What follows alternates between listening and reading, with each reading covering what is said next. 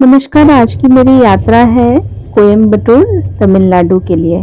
कोयम्बटूर, तमिलनाडु के लिए मैंने ट्रेन ली दिल्ली से और फिर 1.5 दिन का सफ़र तय करके मैं पहुंची कोयम्बटूर, तमिलनाडु। रास्ते में बहुत अच्छे व्यूज़ ट्रेन से दिखाई दिए, घने जंगल और पहाड़ियाँ और नदी नदी के ऊपर से ट्रेन गुजरी, ये नर्मदा नदी के ऊपर से ट्रेन जा रही थी। और काफ़ी अच्छे नज़ारे ट्रेन में से दिखे।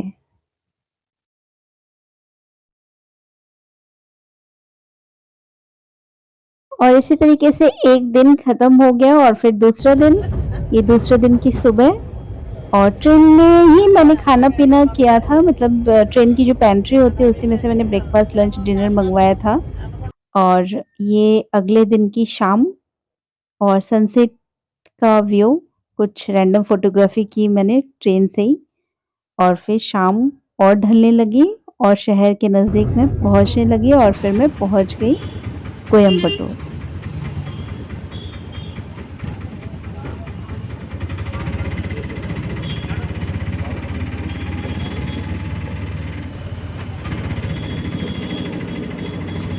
कोयम्बटूर में लेट नाइट पहुँची थी, तो मैंने स्टेशन में ही डिनर कर लिया था और फिर वहाँ से होटल जा कर के मैंने रेस्ट किया।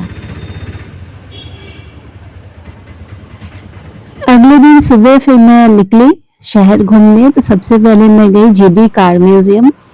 यहाँ पे कार का इवोल्यूशन कैसे हुआ, पहले चक्के आए फिर इंजन बने, किस तरीके से स्टेप बाय स्टेप जो आज हम कार यूज़ कर रहे हैं वहाँ तक हम कैसे पहुँचे, सब कुछ वहाँ पे म्यूज़ियम में अवेलेबल था।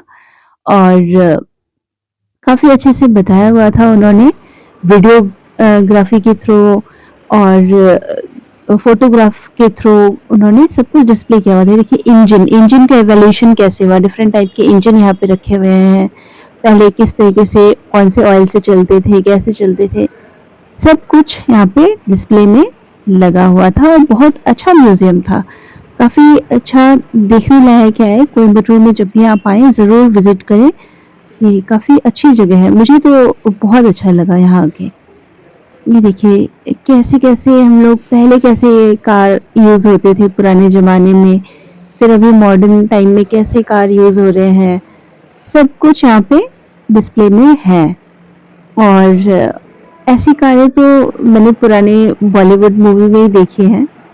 ये देखिए जो कुछ वीडियोग्राफी में भी बताया गया था कि कैसे चलती थी, ये देखिए छोटी कारें पहले होती थी, जो कैसे चलती थी ये सब वीडियो में दिखाया गया है।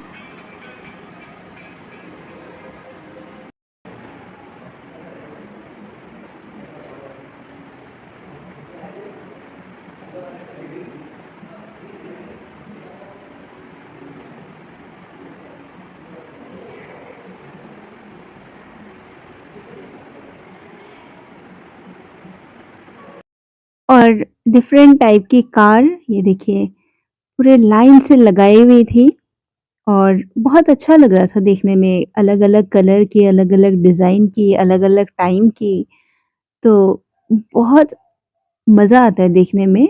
आप कभी कोयम्बटूर जाएँ तो ज़रूर देखें। देखिए छोटी कार, इतनी छोटी कार, ये आगे से खुलती है, आगे दरवाज़ा है इसका। और अभी मॉडर्न ज़माने में कैसी कार यूज़ हो रही है वो सब भी था। और पीछे दीवारों में पूरा उस कार के बारे में पूरा लिखा हुआ था और फ़ोटो के साथ लिखा हुआ था कि ये कार कब आई, कितने टाइम तक चली और कौन से शहर में इसका ज़्यादा प्रयोग किया जाता था। ये देखिए, कितने डिफरेंट टाइप के कार हैं, ऐसे कार तो मैंने कभी ऐसे सड़कों में नहीं देखे। और यहाँ पे म्यूज़ियम में आपको सारी वो उस तरीके की कितनी लंबी कार है, हर तरीके की कारें दिख जाएँगी, जो अभी चल रही हैं या फिर जो पहले चल के बंद हो चुकी हैं। ये देखिए हर तरीके का था, हर तरीके की कारों का डिज़ाइन वहाँ पे अवेलेबल था। और फिर ऊपर उसके कार म्यूज़ियम के ऊपर दूसरा म्यूज़ियम है जहाँ पे रेडियो का इवोल्यूशन कैसे हुआ, बल्ब का इवोल्यूशन कैसे हुआ। और ये देखिए ये जो फ़ोटो है इसको आप घूमते जाओ ऐसा लगेगा ये आपकी तरफ ही देख रही है, इल्यूशन है ये एक तरीके का।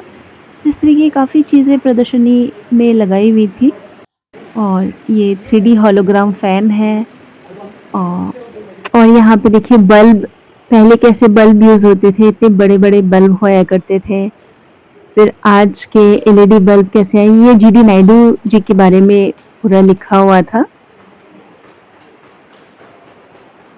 और ये सबसे ऊपर, जो उस बिल्डिंग के सबसे ऊपर जो था, वो था साइंस म्यूज़ियम। ये ज़रूर देखने वाली चीज़ है, ख़ास करके वो बच्चे जो भी स्कूल में हैं 9th, 10th, 11th, 12th के बच्चे जिनको साइंस में रुचि है, वो ज़रूर आएँ और यहाँ पे ज़रूर देखें। यहाँ पे बहुत अच्छे से साइंस को समझाया गया है, साइंस की एक-एक, ख़ास करके फिज़िक्स की एक-एक थ्योरी को। और काफ़ी वॉलंटियर्स हैं जो आपको गाइड करते हैं, अच्छे समझाते हैं। मुझे यहाँ पे सच में बहुत अच्छा लगा। उसके बाद मैं वहाँ से निकल के पहुँचती हूँ एक पार्क में, बगल में एक पार्क था। वहाँ पे एक ज़ू था, लेकिन वो ज़ू उस वक़्त बंद था किसी मेंटेनेंस की वज़ह से, तो मैं वहाँ नहीं जा पाई।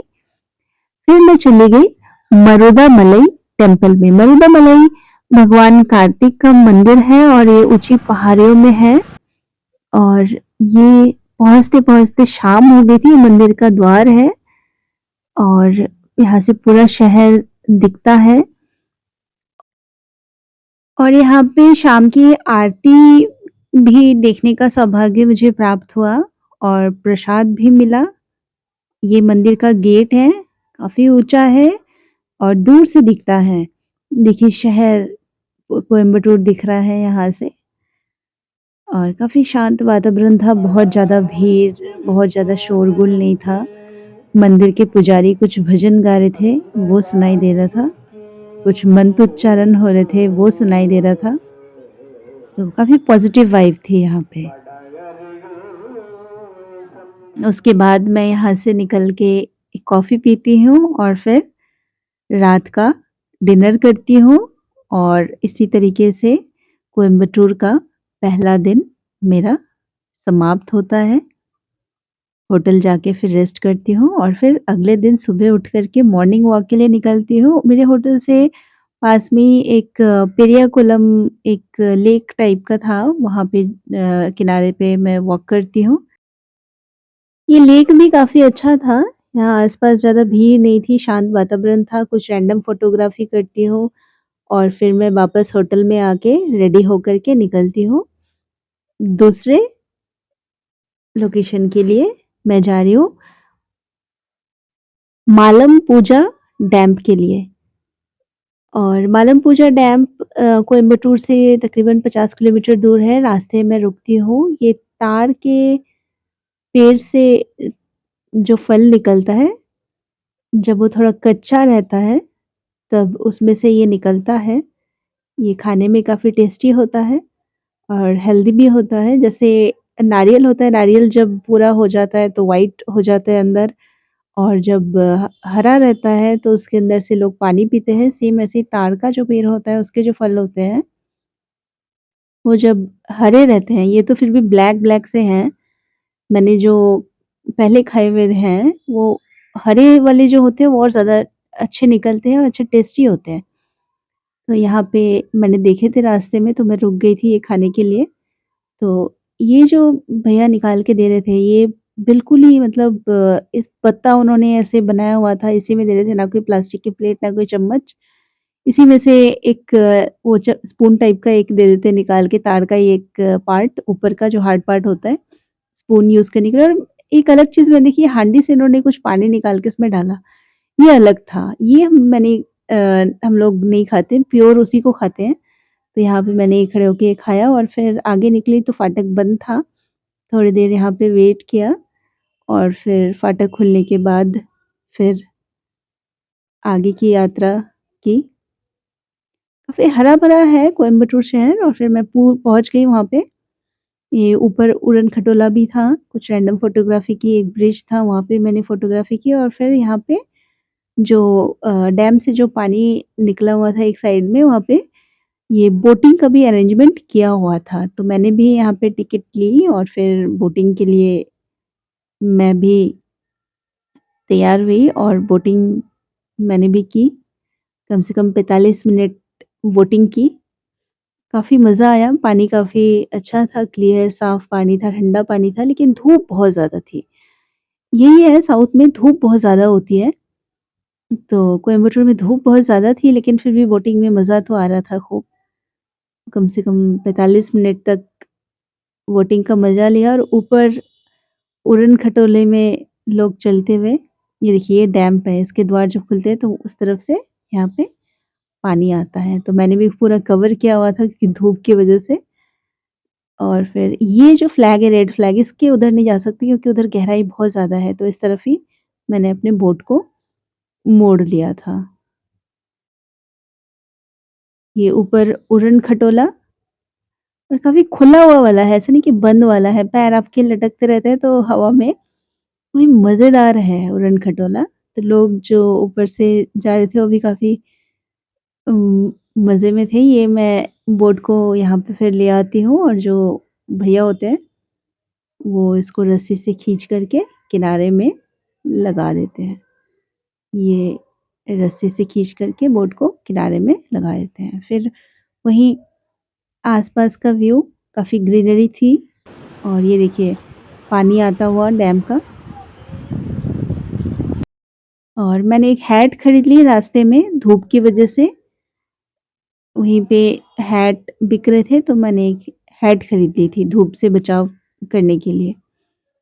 और ये जो आप दीवारें देख रहे हैं, ये डैम के ऊपर की दीवारें हैं और ये रास्ता है उधर जाने के लिए और ये सीढ़ियाँ हैं डैम के ऊपर जाने के लिए। इन्हीं सीढ़ियों से चल कर के मैं जाती हूँ, इन्हीं सीढ़ियों से देखिए लोग उतर भी रहे हैं और पहुँच जाती हूँ डैम के ऊपर। ये ऊपर का व्यू है, देखिए पानी थोड़ा कम था क्योंकि गर्मी का सीज़न है, तो बारिश का होता है तो पानी काफ़ी ऊपर तक होता है, लेकिन अभी गर्मियों का टाइम था तो पानी थोड़ा कम था।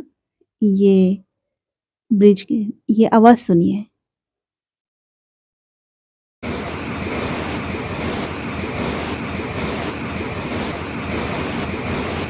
देखिए कितनी रफ़्तार से पानी यहाँ से निकल रहा है और ये ब्रिज के ऊपर का हिस्सा और फिर यहाँ से मैं निकल जाती हूँ जहाँ उड़न खटोला हो रहा था, वहाँ पे शुरुआत जहाँ पे हो रही थी। लेकिन यहाँ पे क्या था उनका 1 आवर का लंच ब्रेक शुरू हो गया था, तो मैं इस वक़्त सर्विस बंद थी, तो मैंने ये प्लान कैंसल किया और वापस होटल चली गई और वहाँ जा कर के मैंने रेस्ट किया और फिर शाम को फिर दोबारा मैं निकली वॉक करने के लिए, वही लेक जहाँ पे सुबह मैं गई थी वॉक करने के लिए, शाम को मैं दोबारा जाती हूँ उसके दूसरी साइड में वॉक करने के लिए। और ये जो आप देख रहे हैं रेलिंग बनी हुई है और ये जो रास्ता बना हुआ है वॉक करने का, ये पूरा पानी के ऊपर बना हुआ है, ये पूरा फ्लोट करता है, तैरता है। ये ज़मीन पे नहीं बना है, पानी के ऊपर ऐसे ठहरा हुआ है। कुछ प्लास्टिक का ऐसा बना हुआ है जो तैरता रहता है और इस पे वॉक करते हैं तो काफ़ी मज़ा आता है इस पे वॉक करने में। और पानी भी काफ़ी साफ़ था और बहुत ज़्यादा भीड़ भी नहीं थी, तो यहाँ पे वॉकिंग का अलग ही मज़ा है। और लाइटिंग भी अच्छी की हुई है और आस-पास के जो लेक के किनारे की जगह है उसको अच्छे से सजाया हुआ है, तो काफ़ी मज़ा आता है यहाँ पे वॉक करने में। फिर मैं वहाँ से निकली, कुछ फ़ोटोग्राफ़ी की और फिर गई मैं टाउन हॉल मार्केट। ये टाउन हॉल मार्केट है और यहाँ पे कुछ देर तक मैंने घूमा, दुकानें देखी, थोड़ी बहुत शॉपिंग की और फिर डिनर करके वापस होटल जा कर के रेस्ट किया। इस तरीके से मेरा ख़त्म होता है कोयम्बटूर का दूसरा दिन। आपको मेरी वीडियो कैसी लगी मुझे कमेंट में बताना। वीडियो अच्छी लगे तो इसे लाइक करना और चैनल को सब्सक्राइब करना। और कोयम्बटूर की मेरी आगे की यात्रा के लिए बने रहना मेरे चैनल के साथ।